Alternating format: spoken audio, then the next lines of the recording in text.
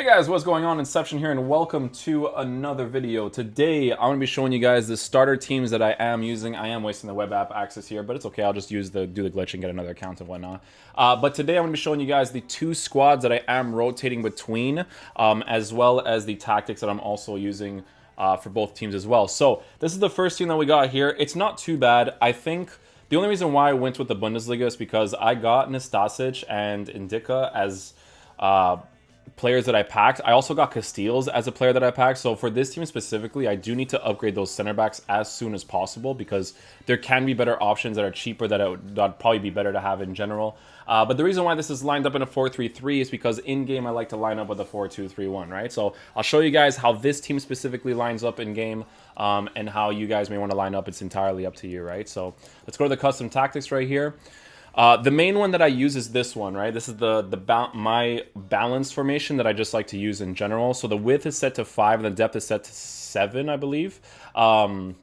And the reason why I do that, I like to have a little bit of high depth, but a little bit of just like a nice little 5 width is because it just seems to be a very good balance for me personally in regards to how my team sets up, how I can counter people who are trying to get in behind my team and whatnot. And it just really works really well for me, right? So the offense is set to balanced because I usually have it on balance or possession. I don't like possession too much because when I have my players set to possession, it kind of limits the runs that certain players make, because on balance I can tell my players to make runs if I want them to, right? So I use the R1 and the L1 a lot, and I'll be doing a tutorial on that in the future in regards to when you should be using it and when you shouldn't. I'll probably make that as a specific edit for you guys in the future.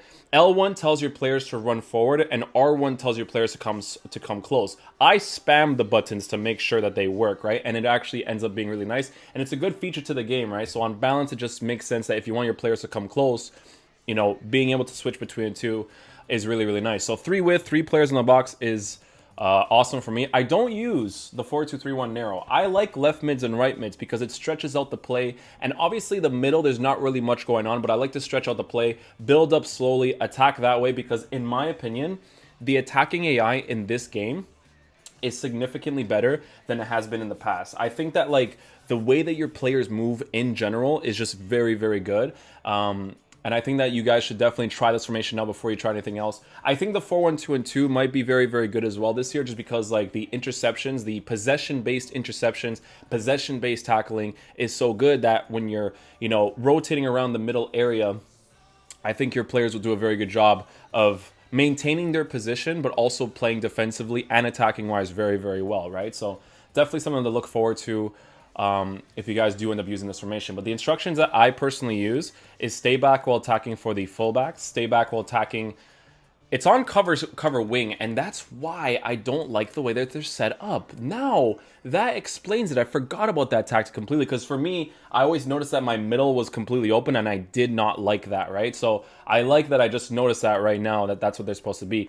And then the rest of the 4 attackers, the strikers, and the 3 cams are on balance, right? So depending on how my opponent is playing, if I want to maintain the same formation, sometimes I'll rotate my instruction to be something different. So like I'll tell them to get in behind if I feel like I need to tell them to get in behind or whatever it is. But I like to have them on balance, like I said, because I'm the one that dictates the runs that they make with the R1 and the L1, right? So again, I'll probably be doing a tutorial for that in the future. So that's the main one that I do use. The 4-2-3-1 that is more ultra defensive oriented, where it's like, you know, if you're winning 1-0 and you know that your opponent is actually pretty decent and you want to really hold on to the ball as much as possible so that he doesn't get the ball, so he doesn't score an opportunity. I have drop back on 5 depth and 5 width, so the difference is obviously the depth being a little bit lower. The offense is on possession because I need my players to be as close to me as possible, so that I try my best not to lose possession of the ball, right? I want them to be close to me so that I have possession of the ball, so that he doesn't see possession of the ball, and that I can quote-unquote waste time. You know, if you're playing against a good player and you want to come up with the win, the last, you know, 5-10 minutes, that's usually when you do it. It's just a tactic that I prefer to use, right? The instructions that I use for this team is stay back while attacking. For the fullback, stay back while attacking, cover center for the CDMs. Come back on defense and stay on the edge of the box for the left mids and right mids, come back on defense for the cam, not on stay on the edge of the box, because I don't like his movement when he's on stay on the edge of the box. Not really a huge fan of it, right? The reason why I like to tell these guys to stay on the edge of the box and come back on defense is because it offers me this extra defensive presence that I may not have if they commit too far forward, right? And then the strikers obviously on comeback and defense as well. So it's a very like park the bus oriented tactic, but I only use it for the end of the game. I haven't used it in any of my games yet because the balance in the 4-2-3-1 just works out really well for me. 4-1-2-2 we have set up with the 4 width and 5 depth. This width and players in the box is set up to my playstyle. This is how I want my players to move.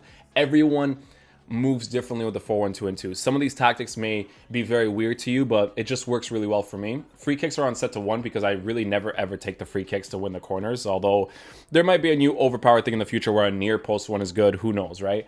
But corners is set to 3. That's like the generic one I always put because corners, you know, I think there's enough players at the back to be able to defend against a counterattack, but even on 3, it's a little bit dangerous, but sometimes it's worth having, sometimes it's not. Sometimes I'll switch between the 2 or the 3, depending on the situation of the game, right? The instructions for the 4-1-2-2 is the fullbacks have to be on balance because I feel like you still need that width.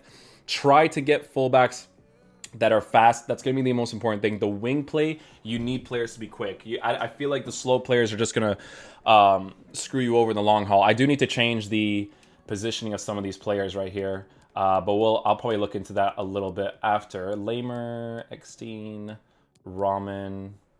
Yeah, one of the midfielders are going to be playing as a center mid. Again, it's always good to have a team, and they still never fix this. EA. There it is.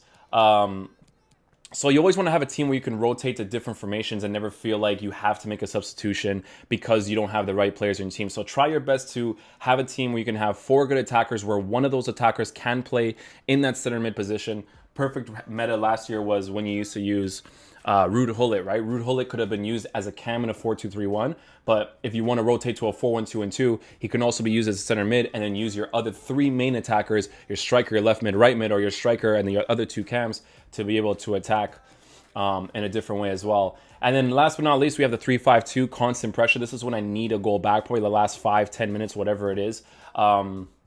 And I'm basically desperate in this position. I need to be able to get the ball as quick as possible and whatnot. I'm not sure if I actually showed you guys the instructions for the 4-1-2-2. So the CDM is on stay back while attacking cover center. The left mid, the left center mid and the right center mid are on balance. I don't touch them. And then the rest of it is also on balance. Always depends on how my opponent is playing and how I want my players to move against how my opponent is playing. And then again, ultra attacking, having it on constant pressure, balance. This is when I'm desperate and need a goal back. On this one, I have stay back while attacking and cover center, just because no matter what, I always want my players to be positioned in that certain way. Because I like to cut back inside. I don't like to cross all the time, right? I like to cut back inside, have my CDMs in those positions, and be able to transition forward, right? So that's pretty much it in regards to how my team is set up. I personally like it. It could be different for everybody, right? But this is just the way that I like my team to be currently set up. I'm going to be rotating a lot of these players in the squad as well because they're not really in the right positions, but it is a brand new team, so I'll probably be looking into that after. So again, these are all the players here, so I'll just do this really quickly so you guys can see the player names because I don't really know all of them, but they're like really good cheap options to use. And then last but not least, we have the other team, which I would consider the main team in my team, or the main team in my rotation policy here. It's like a Serie A team, 4-star.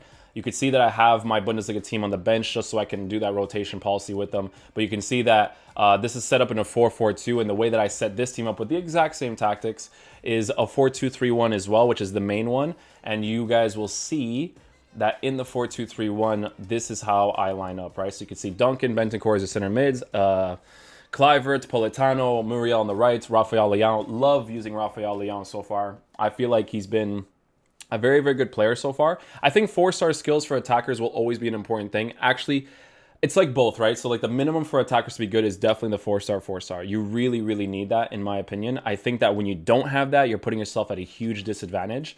Because there's going to be certain times in my Bundesliga team where that one guy who's a 3-star weak-footed player, it's just not an ideal situation for myself. But It's just the way that the team works, right? Also with the 4-1-2-2, this is how I set up. Politano is just moved into the middle of the pitch. But you can see that I have Muriel, Rafael Leão, and Justin Kluivert as my 3 main attackers up top to be able to rotate very well.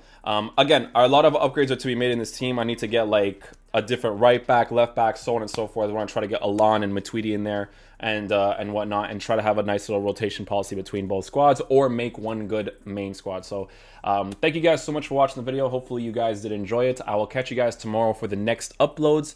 Let me know what you guys want to see in the comment section down below, what you guys would like to see in the future in regards to tutorials and whatnot. And yeah, I'll see you guys later. Peace out, dudes. Love you guys.